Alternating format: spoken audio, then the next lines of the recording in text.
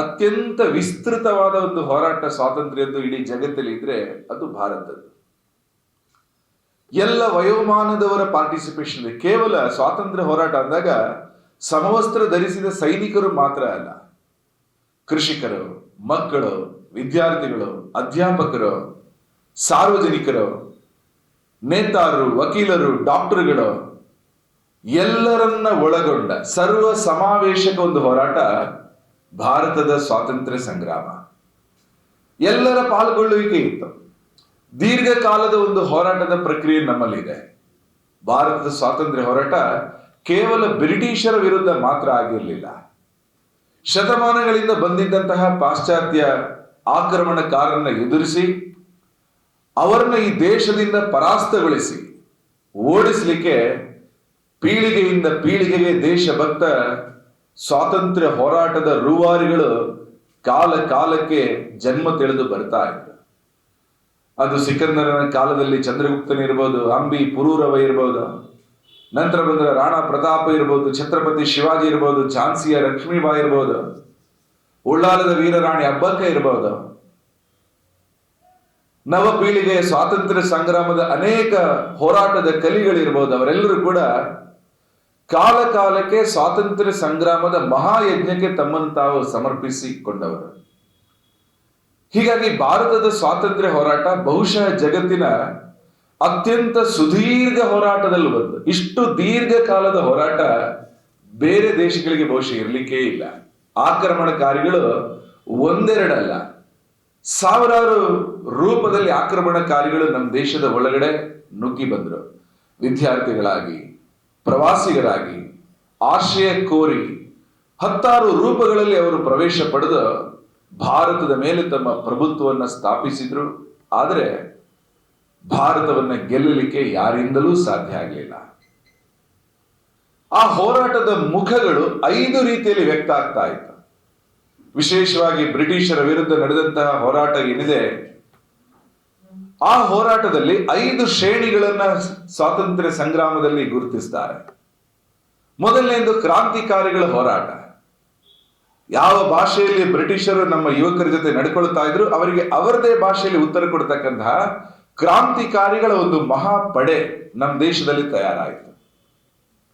ಎರಡನೇದು ಅಹಿಂಸಾತ್ಮಕ ಹೋರಾಟದ ಒಂದು ವಿಸ್ತೃತ ಜಾಲ.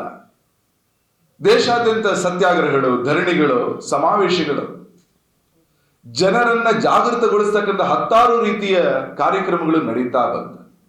ಸ್ವಾತಂತ್ರ್ಯ ಅಂದ್ರೆ ಏನು, ನಾವೇನು ಕೆಲಸ ಮಾಡಬೇಕು, ಈ ರೀತಿಯ ಅಹಿಂಸಾತ್ಮಕ ಒಂದು ಹೋರಾಟ, ಅದರ ಒಂದು ದೊಡ್ಡ ಪರಂಪರೆ ನಮ್ಮ ದೇಶಕ್ಕಿದೆ. ಮೂರನೇದಾಗಿ ನಮ್ಮ ದೇಶದ ಸ್ವಾತಂತ್ರ್ಯ ಹೋರಾಟಕ್ಕೆ ಸಮಾಜ ಸುಧಾರಣೆಯ ಒಂದು ರೂಪ ಇದೆ. ಸಮಾಜದ ಒಳಗಡೆ ಅನೇಕ ಲೋಪ ದೋಷಗಳು, ಬಿರುಕುಗಳು ಮೂಡಿ ಬಂದಿದ್ದ. ಕಾಲಬಾಹ್ಯ ಆಚರಣೆಗಳಿಂದಾಗಿ ಸಮಾಜ ಒಂದಾಗಿರಲಿಲ್ಲ. ನಮ್ಮ ಸಮಾಜದ ಏಕತೆಯ ಕೊರತೆಯ ದುರ್ಲಾಭವನ್ನ ಪಡೆದ ವಿದೇಶಿ ಆಕ್ರಮಣಕಾರಿಗಳು ತಮ್ಮ ಪ್ರಭುತ್ವವನ್ನ ಬಲವಾಗಿ ಸ್ಥಾಪನೆ ಮಾಡ್ತಾ ಹೋದ್ರು. ಹೀಗಾಗಿ ಅನೇಕ ಸಾಮಾಜಿಕ ಸುಧಾರಣೆಗಳ ಅವಶ್ಯಕತೆ ಇತ್ತು. ಅದು ಅಸ್ಪೃಶ್ಯತೆ ನಿವಾರಣೆ, ಎಲ್ಲರಿಗೂ ಶಿಕ್ಷಣ, ಸಾಮಾಜಿಕವಾಗಿರ್ತಕ್ಕಂಥ ದೃಷ್ಟಿಕೋನ, ಪರಸ್ಪರ ಬಂಧುತ್ವದ ಭಾವ, ಈ ರೀತಿಯಲ್ಲಿ ನೂರಾರು ಸಾಮಾಜಿಕ ಸುಧಾರಕರು ಕೆಲಸ ಮಾಡಿದಂತಹ ಸಮಾಜ ಸುಧಾರಣೆಯ ಒಂದು ದೊಡ್ಡ ಪರ್ವ ನಮ್ಮ ದೇಶದಲ್ಲಿದೆ. ನಾಲ್ಕನೇದಾಗಿ, ಬಹಳ ಮುಖ್ಯವಾಗಿ, ಸ್ವಾತಂತ್ರ್ಯ ಸಂಗ್ರಾಮಕ್ಕೆ ದಿಶಾದರ್ಶನ ಕೊಟ್ಟಿರತಕ್ಕಂತಹ ಮಹಾಪುರುಷರಿದ್ದಾರೆ. ಸ್ವಾತಂತ್ರ್ಯ ಸಂಗ್ರಾಮ ಹೇಗೆ, ಯಾವ ರೀತಿಯಲ್ಲಿ ಮುನ್ನಡೆಯಬೇಕು, ಭವಿಷ್ಯದ ದಿನಗಳಲ್ಲಿ ನಮ್ಮ ಹೆಜ್ಜೆಗಳು ಏನಿರಬೇಕು ಅನ್ನುವಂತಹ ನಿರ್ಣಾಯಕವಾಗಿರ್ತಕ್ಕಂತಹ ಸಲಹೆ, ಮಾರ್ಗದರ್ಶನ ಕೊಟ್ಟಂತಹ ಅನೇಕರಿದ್ದಾರೆ. ಸ್ವಾಮಿ ವಿವೇಕಾನಂದರು, ಮಹರ್ಷಿ ಅರವಿಂದರು, ಸ್ವಾಮಿ ದಯಾನಂದ ಸರಸ್ವತಿ ಸೇರ್ಕೊಂಡಾಗೆ ಅನೇಕ ಮಂದಿ ಆ ರೀತಿಯ ಮಾರ್ಗದರ್ಶಕರಾಗಿ ಸ್ವಾತಂತ್ರ್ಯ ಸಂಗ್ರಾಮಕ್ಕೆ ದಿಶಾದರ್ಶನ ಕೊಟ್ಟವರಿದ್ದಾರೆ.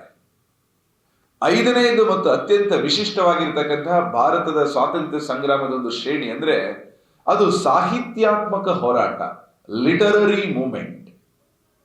ಈ ಎಲ್ಲ 4 ಶ್ರೇಣಿಗಳನ್ನು ಏನು ಉಲ್ಲೇಖ ಮಾಡಿದೆ, ಆ ಎಲ್ಲ ಶ್ರೇಣಿಗಳಿಗೂ ಸಮಾನ ಪ್ರೇರಕವಾಗಿದ್ದದ್ದು ಈ 5ನೇ ಶ್ರೇಣಿ.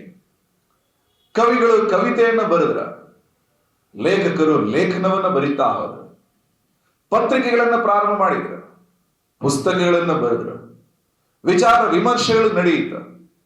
ದೇಶಭಕ್ತಿಯನ್ನ ಉದ್ದೀಪನಗೊಳಿಸ್ತಕ್ಕಂತಹ ಕ್ರಾಂತಿಕಾರಿ ಗೀತೆಗಳು ದೇಶದಾದ್ಯಂತ ಮೂಡಿ ಬಂತು. ಅನೇಕ ಸ್ವಾತಂತ್ರ್ಯ ಹೋರಾಟಗಾರರು ಪತ್ರಿಕೆಗಳನ್ನು ಪ್ರಾರಂಭ ಮಾಡಿದರು. ಜುಗನ್ ಕಿಶೋರ್ ಶುಕ್ಲಾ ಅವರು 1827 ಇಸ್ವಿಯಲ್ಲಿ ಉದ್ದಂಡ ಮಾರ್ತಾಂಡ ಅಂತ ಭಾರತದ ಮೊದಲ ಪತ್ರಿಕೆ ಅಂತ ಕರೀತಾರೆ, ಪ್ರಾರಂಭ ಮಾಡಿದಾಗ ಭಾರತೀಯ ವಿಚಾರವನ್ನ ಭಾರತೀಯರಿಗೆ ತಿಳಿಸುವ ಪ್ರಯತ್ನವನ್ನು ಅವರು ಮಾಡ್ತಾರೆ. ನಂತರ ಸಾಲು ಸಾಲಾಗಿ ಅನೇಕ ಮಹನೀಯರು ಪತ್ರಿಕೆಗಳನ್ನ ಪ್ರಾರಂಭ ಮಾಡಿದರು. ಅನೇಕರು ಕ್ರಾಂತಿ ಗೀತೆಗಳ ಮೂಲಕ ಜನರನ್ನ ಬಡಿದೆಬ್ಬಿಸಿದರು. ಇಡೀ ಸ್ವಾತಂತ್ರ್ಯ ಹೋರಾಟ ಭಾರತದೇನು ನಿರ್ಣಾಯಕವಾಗಿ ಸಾಗ್ತಾ ಇತ್ತೋ ಎಲ್ಲ ಶ್ರೇಣಿಗಳ ಸ್ವಾತಂತ್ರ್ಯ ಹೋರಾಟಗಾರರಿಗೆ ಅತ್ಯಂತ ಪ್ರೇರಣೆ ಕೊಟ್ಟಂತಹ ಒಂದು ಗೀತೆಯೇ ವಂದೇ ಮಾತರಂ. ಹೊಸತಾಗಿ ಬೆಳೆದು ಬಂದಂತಹ ಅನೇಕ ಯೂನಿವರ್ಸಿಟಿಗಳ ಪೈಕಿ ಕಲ್ಕತ್ತಾ ಯೂನಿವರ್ಸಿಟಿ ಕೂಡ ಒಂದು. ಆ ಕಲ್ಕತ್ತಾ ಯೂನಿವರ್ಸಿಟಿಯಲ್ಲಿ ವಿದ್ಯಾರ್ಥಿಯಾಗಿದ್ದವರು ಬಂಕಿಂಚಂದ್ರ ಚಟರ್ಜಿ ಅವರು. ಪ್ರೆಸಿಡೆನ್ಸಿ ಕಾಲೇಜಲ್ಲಿ ಅವರು ಓದಿದ್ರು. ಬಂಕಿಮರು ಹುಟ್ಟಿದ್ದು 1838 ಇಸುವಿನಲ್ಲಿ. ಅವರು ಹುಟ್ಟಿದ ಆ ಸಂದರ್ಭದಲ್ಲಿ ಭಾರತದಲ್ಲಿ ಇನ್ನೇನು ಬಹುವಾಗಿ ಪತ್ರಿಕೆಗಳ ಪ್ರಾರಂಭ ಅದೇನು ಆಗಿರಲಿಲ್ಲ. ಆದರೆ ಬರ್ತಾ ಬರ್ತಾ ವೈಚಾರಿಕ ವಲಯದಲ್ಲಿ ಅನೇಕ ಪ್ರಯತ್ನಗಳು ನಡೀತಾ ಇತ್ತು. ಅವರಿಗೆ 18-20 ವರ್ಷ ಆಗುವಂತ ಸಂದರ್ಭದಲ್ಲಿ 1858 ಸಂದರ್ಭದಲ್ಲಿ ಭಾರತದ ಅನೇಕ ಆದುಹೋಗುಗಳನ್ನ ತಿಳ್ಕೊಳ್ಳುವಂತ ಒಬ್ಬ ಕುತೂಹಲಕಾರಿ ಯುವಕರಾಗಿದ್ದರು. ಜಸ್ಟ್ ಎಟ್ 20s ಆಗಿನ ಕಲ್ಕತ್ತಾ ಯೂನಿವರ್ಸಿಟಿ ಒಬ್ಬ ವಿದ್ಯಾರ್ಥಿಯಾಗಿ ಒಳ್ಳೆಯ ಅಂಕಗಳೊಂದಿಗೆ ಅವರು ಪಾಸಾಗಿ ಡೆಪ್ಯೂಟಿ ಮ್ಯಾಜಿಸ್ಟ್ರೇಟ್ ಹುದ್ದೆಯನ್ನು ಕೂಡ ಅವರು ನಿರ್ವಹಣೆ ಮಾಡ್ತಾರೆ. ಅವರು ಹುಟ್ಟಿದ್ದು ಬಂಗಾಲದ ಒಂದು ಜಿಲ್ಲೆ 24 ಪರಗಣ ಅಂತ ಕರೀತಾರೆ. ಆ 24 ಪರಗಣದ ಕಾಂಟಲ್ ಪಾಡ ಅವರ ಹುಟ್ಟಿದ ಊರು. ಅವರ ತಂದೆನೂ ಕೂಡ ಒಬ್ಬರು ಸರ್ಕಾರಿ ಅಧಿಕಾರಿ ಆಗಿದ್ದರು. ಮೇದಿನಿಪುರ ಅಂತ ಹಿಂದೆ ಕರೀತಾ ಇದ್ದಂತಹ ಮಿಡ್ನಾಪುರ, ಅಲ್ಲಿ ತಂದೆ ನೌಕರಿ. ಕಾಂಟಲ್ಪಾಡದಲ್ಲಿ ಬೆಳೆದು ಬಂದಂತಹ ಬಂಕಿಮಚಂದ್ರರಿಗೆ ಪ್ರಕೃತಿಯ ಬಗ್ಗೆ ಸಿಕ್ಕಾಪಟ್ಟೆ ಆಸಕ್ತಿ, ಪ್ರಕೃತಿಯ ಆಗುಹೋಗುಗಳನ್ನ ಸಿಕ್ಕಾಪಟ್ಟೆ ಗಮನಿಸ್ತಾ ಇದ್ರು. ಬೆಳೀತಾ ಬೆಳೀತಾ ಸರ್ಕಾರಿ ಅಧಿಕಾರಿಯಾಗಿ ಅವರು ಹೋದದ್ದು ಜಸೂರ್ ಅಂತಕ್ಕಂಥ ಒಂದು ಪ್ರದೇಶಕ್ಕೆ. ಅವ್ರು ಹೋಗಿ ಅಲ್ಲಿ ಕೆಲಸ ಮಾಡ್ತಾ ಇದ್ರು. ಅಧಿಕಾರಿ ಆಗಿದ್ರು ಕೂಡ ಕವಿ ಹೃದಯದ ಮೂಲಕ ಅನೇಕ ಬರಹಗಳನ್ನು ಅವರು ಆಗಾಗ ಬರೀತಾ ಇದ್ರು. ಬರಹ ಅನ್ನುವಂಥದ್ದು ಅವರಿಗೆ ಅತ್ಯಂತ ಪ್ರೀತಿಯ ಒಂದು ಸಂಗತಿ. ಬಿಡುವಿನ ವೇಳೆಯಲ್ಲಿ ಯೋಚನೆ ಮಾಡ್ತಾ ಇದ್ರು, ಮನಸ್ಸಿಗೆ ಬಂದದನ್ನ ಡಾಕ್ಯುಮೆಂಟ್ ಮಾಡ್ತಾ ಇದ್ರು. ದಾಖಲೀಕರಣ ಅವರ ಹವ್ಯಾಸದ ಭಾಗ ಆಗಿತ್ತು. 1872 ಇಸ್ವಿಯಲ್ಲಿ ಅವರು ಒಂದು ಪತ್ರಿಕೆಯನ್ನೇ ಪ್ರಾರಂಭ ಮಾಡ್ತಾರೆ. ಅದರ ಹೆಸರು ಬಂಗದರ್ಶನ್. ಆ ಪತ್ರಿಕೆಯಲ್ಲಂತೂ ಭಾರತದ ಕುರಿತಾದ ಅನೇಕ ವಿಷಯಗಳನ್ನ ಬಂಗಾಳಿ ಭಾಷೆಯಲ್ಲಿ ಅವರು ತರ್ತಾ ಬಂದರು.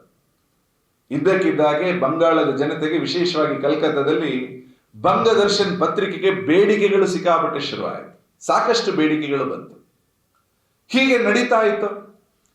ಒಮ್ಮೆ ದೀಪಾವಳಿಯ ಸಂದರ್ಭ, ರಜೆ ಇನ್ನೇನು ಬರ್ತಾ ಇದೆ. ಅವರು ಕೆಲಸದ ಊರೇನಿದೆ ಬಸ್ಸೂರು, ಅಲ್ಲಿಂದ ಕಾಂಟಲ್ಪಾಡಕ್ಕೆ ಬರಬೇಕು. ಅವರು ರೈಲಿನ ಪ್ರಯಾಣ ಕಾಂಟಲ್ಪಾಡ ಇನ್ನೇನು ತಲುಪ್ತಾ ಇದೆ.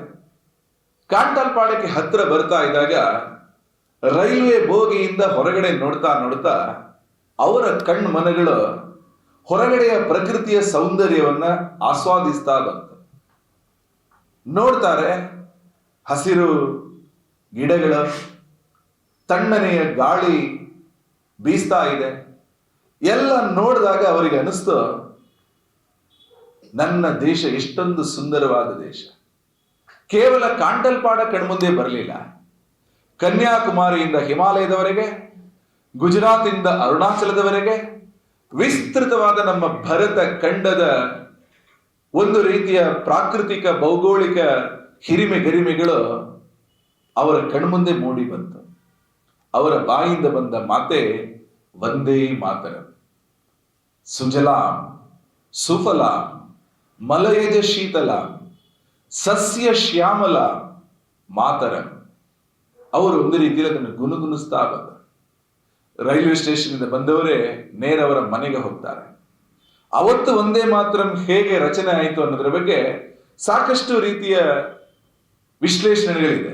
ಅದರಲ್ಲಿ ಒಂದು, ನಮ್ಮ ರಾಷ್ಟ್ರೋತ್ಥಾನ ಸಾಹಿತ್ಯ ಪ್ರಕಟಿಸಿರ್ತಕ್ಕಂತಹ ಒಂದು ಕಥೆ ಒಂದು ವ್ಯಥೆ ಪುಸ್ತಕದಲ್ಲಿ ಲೇಖಕ ಶಿವರಾಮ್ ಅವರು ಬರೀತಾರೆ. ಕನ್ನಡದ ಮೇರು ಸಾಹಿತಿ ಅನಕೃ ಅವರ ಒಬ್ಬರು ಬಂಗಾಲಿ ಸೋದರ, ಅವರ ಮಿತ್ರ, ಅವರಿಗೆ ಒಂದೇ ಮಾತರಂ ಹೇಗೆ ಹುಟ್ಟುಕೊಳ್ಳುತ್ತೆ ಅನ್ನೋದನ್ನ ಹೇಳಿದ್ರು. ಅನಕೃ ಅವರು ಅದನ್ನ ಅನೇಕ ಕನ್ನಡಿಗ ಮಿತ್ರರಿಗೆ ಹೇಳಿದ್ದಾರೆ. ಅದರ ಒಂದು ಘಟನೆಯ ಪ್ರಕಾರ ಬಂಕಿಮರು ನೇರ ಮನೆಗೆ ಬರ್ತಾರೆ. ಬಹಳ ಗಂಭೀರ ವದನದಲ್ಲಿ ಇದ್ರು. ಮನೆಗೆ ಬಂದವರೇ ನೇರವಾಗಿ ಫ್ರೆಶ್ ಅಪ್ ಆಗಿ ಮನೆಯ ಟ್ಯಾರಿಸಿಗೆ ಹೋಗ್ತಾರೆ. ಸಂಜೆ ಹೊತ್ತಾಗಿತ್ತು, ಕತ್ಲು ಆವರಿಸ್ತಾ ಇತ್ತು. ಬಂಕಿಮರ ತಂಗಿಯ ಮಗ ಅವರ ಜೊತೆಗೆ ಬಂದ. ಇಬ್ಬರು ಕೂತ್ಕೊಂಡ್ರು. ಚಾಪೆ ಮೇಲೆ ಕುಳಿತು ಅವರು ಏನೋ ಹೇಳ್ತಾ ಇದ್ರು. ಕಣ್ಣು ಮುಚ್ಚಿದ್ರು. ಹೇಳ್ತಾ ಇದ್ದಾಗೇನೆ ಬಂಕಿಮರ ಸಹೋದರಿ ಮಗ ಅದನ್ನು ಬರಿತಾ ಬಂದ್ರು. ಇನ್ನು ಕೆಲವು ಶಬ್ದಗಳನ್ನ ಹೇಳ್ತಾ ಇದ್ರು. ಆ ಶಬ್ದಗಳನ್ನ ಅಲ್ಲಲ್ಲಿ ಬರಿತಾ ಇದ್ರು. ಹೀಗೆ ಇವರು ಹೇಳ್ತಾರೆ, ಅವರು ಬರೀತಾರೆ. ಹೇಳಿ ಬರಿಸುವ ರೀತಿಯಲ್ಲ, ಬಾಯಿಂದ ಬರ್ತಾ ಇತ್ತು. ಸಾಮಾನ್ಯ ಆ ತರ ಬರುವಂತಹ ಶಬ್ದಗಳನ್ನು ಉದ್ಗಾರ ಅಂತ ಕರೀತಾರೆ. ಸಡನ್ ಆಗಿ ಬಂದ್ಬಿಡುತ್ತೆ, ನಾಟ್ ಪ್ರೀ ಪ್ಲಾನ್. ಕಾಳಿಗೆ ಮುಳ್ಳು ಚುಚ್ಚಿದಾಗ ಸಡನ್ ಆಗಿ ನಮ್ಮ ಅಮ್ಮ ಅಂತ ಹೇಳ್ತೀವಲ್ಲ, ಅದು ಉದ್ಗಾರ. ಅದು ಯಾವುದು ಪ್ರೀ ಪ್ಲಾನ್ಡ್, ಪೂರ್ವಯೋಜಿತ ಅಲ್ಲ. ಆ ರೀತಿ ಕೆಲವು ಶಬ್ದಗಳು ಬರ್ತಾ ಇತ್ತಂತೆ. ಆ ರೀತಿ ಶಬ್ದಗಳೆಲ್ಲ ಸೇರಿದನ್ನ ಕ್ರೋಢೀಕರಿಸಿ ಒಂದು ಹಾಳೆಯಲ್ಲಿ ಬರೀತಾರೆ. ಮರುದಿನ ಹುಡುಗ ಬಂದು ತನ್ನ ಮಾವನಿಗೆ ತೋರಿಸ್ತಾರೆ. ಮಾವ ಅದನ್ನು ನೋಡ್ತಾರೆ. ಮತ್ತೆ ಅದಕ್ಕೆ ಒಂದಷ್ಟು ಸ್ಪರ್ಶ ರೂಪವನ್ನು ಕೊಟ್ಟು ಅದನ್ನ ಅಂತಿಮಗೊಳಿಸ್ತಾರೆ. ಆ ಹಾಡೆ ಒಂದೇ ಮಾತರಂ. ಏನು ಸ್ವದೇಶಿ ಆಂದೋಲನ ನಡೀತಾ ಇತ್ತು, ಅದರ ಪರಿಣಾಮವಾಗಿ 1920 ಸಂದರ್ಭದಲ್ಲಿ ಆಳ್ವಾರ್ನ ಮಹಾರಾಜ ಜಯಸಿಂಗ್ ಪ್ರಭಾಕರ್ ಅವರು ಶ್ರೀಮಂತ ರಾಜ. ಒಮ್ಮೆ ಅವರಿಗೆ ಅನಿಸ್ತು ಜಗತ್ತಿನ ಅತ್ಯಂತ ಪ್ರಮುಖವಾಗಿರ್ತಕ್ಕಂಥ ಕಾರು ರಾಲ್ಸ್ ರಾಯ್, ಅದನ್ನ ಪರ್ಚೇಸ್ ಮಾಡಬೇಕು. ಅವರು ಲಂಡನ್ಗೆ ಹೋಗ್ತಾರೆ. ಆ ಕಾರನ್ನ ಪರ್ಚೇಸ್ ಮಾಡ್ಲಿಕ್ಕೆ ಇನ್ನೇನು ಲಂಡನ್ ಶೋರೂಮ್ಗೆ ಹೋದಾಗ ಅಲ್ಲಿ ಭಾರತೀಯರಿಗೆ ಇದನ್ನೆಲ್ಲ ಕೊಳ್ಳುವಂತ ಸಾಮರ್ಥ್ಯ ಇದೆಯಾ ಅನ್ನೋ ರೀತಿಯಲ್ಲಿ ಅವರನ್ನ ಅಪಮಾನ ಮಾಡ್ತಾರೆ. ಅವರು ತಕ್ಷಣದಿಂದ ವಾಪಸ್ ಬಂದರು. ಮರುದಿನನೇ ದೃಢಚಿತ್ತರಾಗಿ ಅವರು ರಾಜ ಪೋಷಾಕಿನಲ್ಲಿ ಅಲ್ಲಿಗೆ ಹೋಗಿ ಆ ಕಾರುಗಳಿಗೆ ಬೆಲೆ ಕೇಳ್ತಾರೆ. 6 ಕಾರುಗಳನ್ನು ಬುಕ್ ಮಾಡ್ತಾರೆ. ಇವರು ಬಂದ್ರು ಭಾರತಕ್ಕೆ, ಕಾರುಗಳು ಬಂತು. ಬ್ರಿಟಿಷರು ಭಾರತೀಯರಿಗೆ ಮಾಡಿದ ಅಪಮಾನವನ್ನು ತಡಿಲಾರದೆ ಅವರು ತಮ್ಮ ಸಂಸ್ಥಾನದ ಮುನಿಸಿಪಾಲಿಟಿಯ ಗಾರ್ಬೇಜ್ ಎತ್ತಲಿಕ್ಕೆ ಆ ಕಾರುಗಳನ್ನು ಬಳಸ್ತಾರೆ. ಕಾರಿನ ಮಾಲೀಕರಿಗೆ, ಅಂದ್ರೆ ಕಂಪನಿಯ ಮಾಲೀಕರಿಗೆ ಆಘಾತವಾಗಿ ಬಿಡುತ್ತೆ. ಈಗಲೂ ಕೂಡ ಗೂಗಲ್ ಅಲ್ಲಿ ನೋಡಿ, ಆಳ್ವಾಸ್ ರಾಜ ಅಂಡ್ ಆ ಕಂಪನಿಯ ಕಾರು. ಸ್ವದೇಶಾಭಿಮಾನ ಆ ರೀತಿಯಲ್ಲಿ ಪ್ರಕಟ ಆಯಿತು. ಆ ಕಂಪನಿಯ ಮಾಲೀಕರು ಬಂದು ಸ್ವತಃ ಆಳ್ವಾರ್ ರಾಜನ ಹತ್ರ ಕ್ಷಮೆಯನ್ನು ಕೇಳಿ ಅದನ್ನ ವಾಪಸ್, ಅವರು ಹೇಳಿದವೆ ಬೆಲೆಗೆ ವಾಪಸ್ ತಗೊಂಡು ಹೋಗ್ಬೇಕಾಯ್ತ. ನಂತರ ಅವರು ನಿಲ್ಲಿಸಿದ್ರು. ಆ ರೀತಿ ಅವರಿಗೆ ಬುದ್ಧಿ ಕಲಿಸಿದ್ರು. ಸ್ವದೇಶಾಭಿಮಾನ ಪ್ರಕಟವಾದಂತಹ ರೀತಿ ಆ ಸಂದರ್ಭದಲ್ಲಿ ಅಷ್ಟು ವ್ಯಾಪಕವಾಗಿ ಇಡೀ ದೇಶದಲ್ಲಿತ್ತು. ಅದಕ್ಕೆಲ್ಲದಕ್ಕೂ ಕಾರಣ ಒಂದೇ ಮಾತರಂ.